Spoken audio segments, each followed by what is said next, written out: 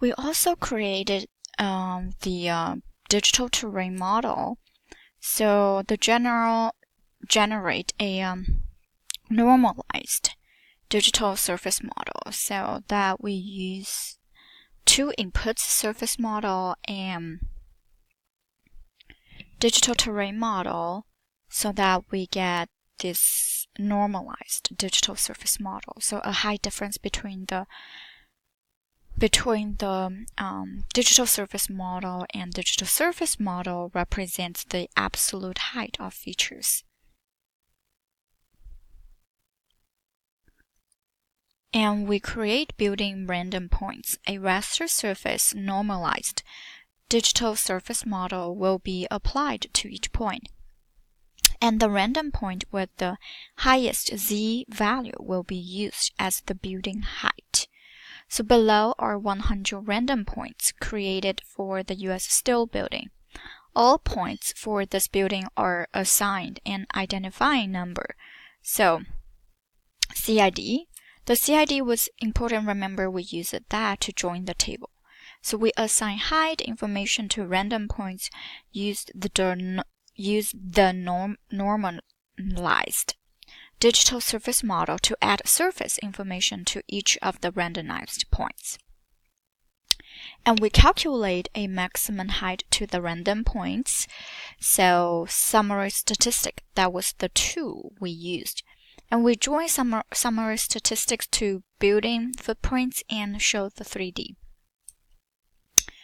And the 3D and LiDAR data was very interesting. And we did this, but we did add two different layers for the courthouse and the jail. We extrude floors using the duplicate vertical tool and used LiDAR data to draw a bridge. Then we use the slider range to view building floors, so it's on the right-hand side, see? And used a dynamic constraint icon to add the z value of features. So City Engine and procedural rules, textures, and multi-patches. So City Engine, that the Israel's advanced 3D design application for creating, editing, and sharing digital 3D building models and massive urban environments. So used to generate procedural rules, facade texturing, and multi-patches using ArcGIS Pro. So Pro has more functions to dealing with this that the previous ArcGIS, ArcMap, and ArcScene, I never had experience on that. And computer-generated architecture. The CGA, computer-generated architecture. So City Engine uses computer-generated architecture, a unique programming language specified to generate architectural 3D content. Grammar-based modeling is used to define procedural rules or computer-generated architecture rules within City Engine that iteratively refine a design by creating more and more detail. So procedure rules and texturals generated in City Engine and used in ArcGIS Pro, 3D entries and textures are constructed using rules, procedures instead of labor-intensive manual modeling. A rule can make use of feature attribute information stored in GIS data, for example, the number of floors, roof type, wall material type, etc., to generate a series of alternate 3D models that accurately represent the properties of each feature. So the rules apply to a building in ArcGIS Pro, so that later we changed the international one. So modify a rule to change the building's facade. The facade texturing and multi-patches texture layer, intuitive and effective tool for the preparation of facade textures from ground-based facade images, perspective correction and region selection, multi-patch, a geometry data format used to represent the outer surface or shell of features of 3D objects. Building and street furniture texture and multi-patches in ArcGIS Pro that we did. Animation, so that was the fun part. The animation, where is the viewpoint that wasn't available in ArcScene. So in ArcGIS Pro, it will be a lot easier that just open one program that you can access different functions at one time instead of just go to different apps. So applications. So animations are built by defining a small set of keywords, keyframes, or waypoints within a view, and then configuring how the software interpolates the transitions between them. A keyframe contains the viewpoint, layer visibility, time, and range properties of the map. Animations can be exported as many file formats. So the other 3D tools, ArcGlobe that we did, ArcGlobe, ArcGlobe, I didn't use it for a while. So ArcGIS application is designed to be used with very large data sets and allow for seamless visualization of both raster and feature data.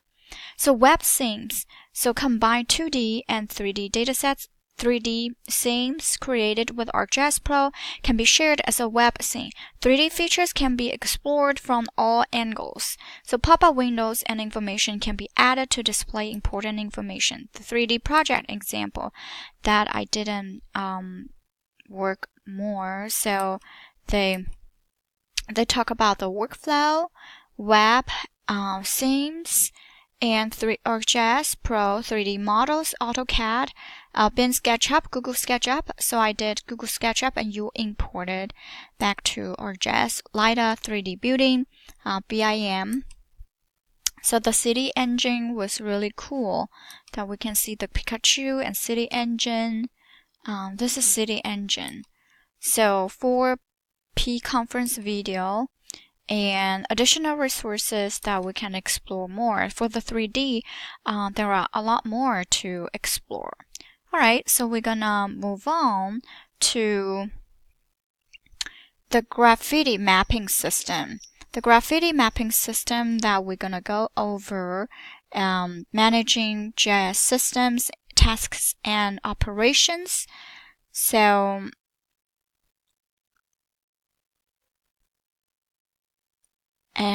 it's this part.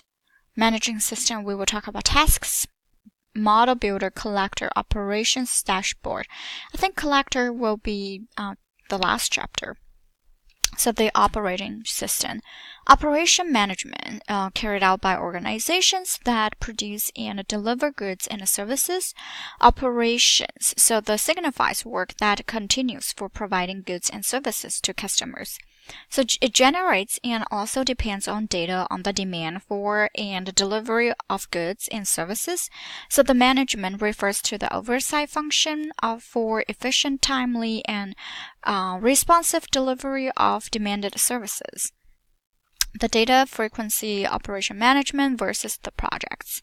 So operation management, continuous flow of demand data needing to be geocoded and expanded to master feature class. Demand data input and maintained in 331 information system for graffiti case study on operating management. So GIS either gets direct access to demand data in 311 IS information system or gets data transfers, one-time collection of spatial contacts, feature classes, projects.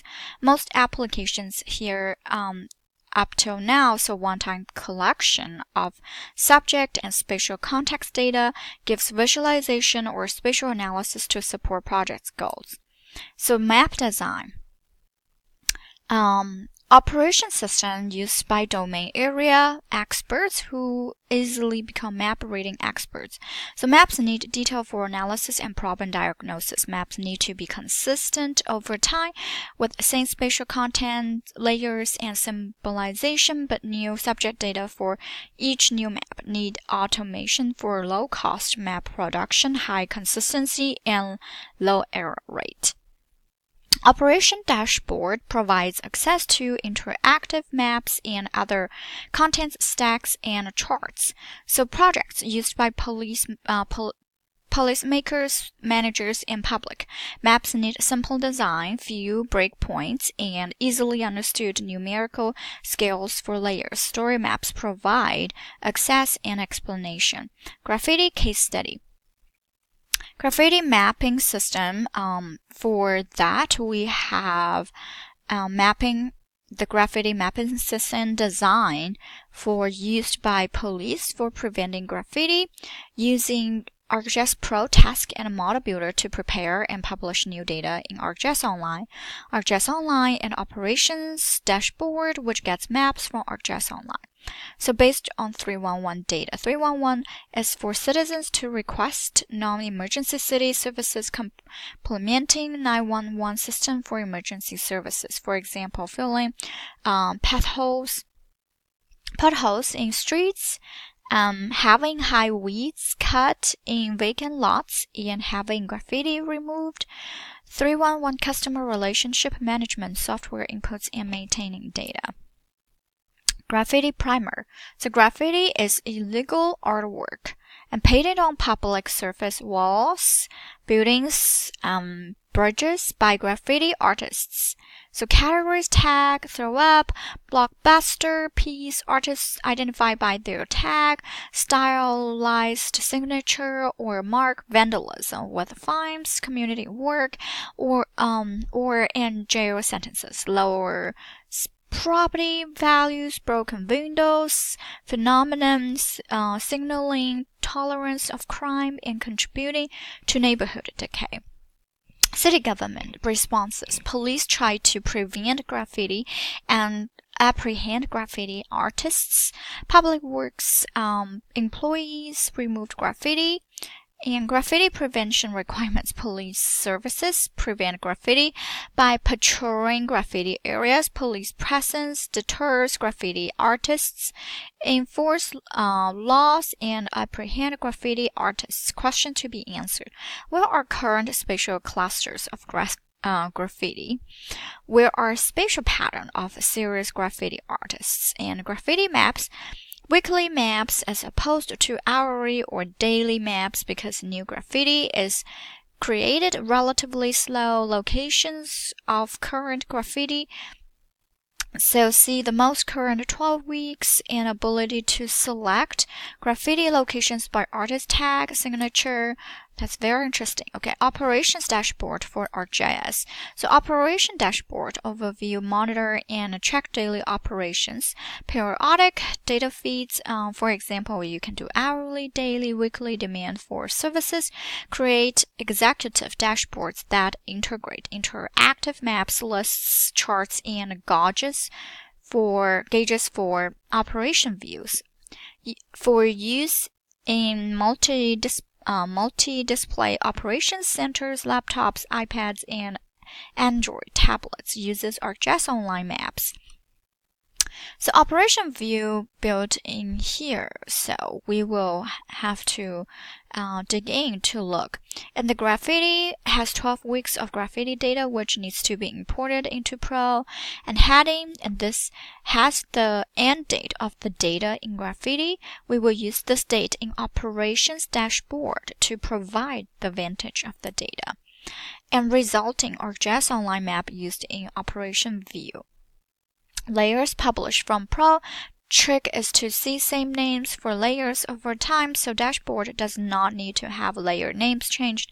Tasks. So set of steps that guide users through a workflow or process created from insert task in ArcGIS Pro, saved and can be opened or edited from Arc Catalog, Pan, capabilities provide step-by-step instructions, automatically load commands or geoprocessing tools, and can run some steps automatically, allow user to provide parameter values for geoprocessing tools.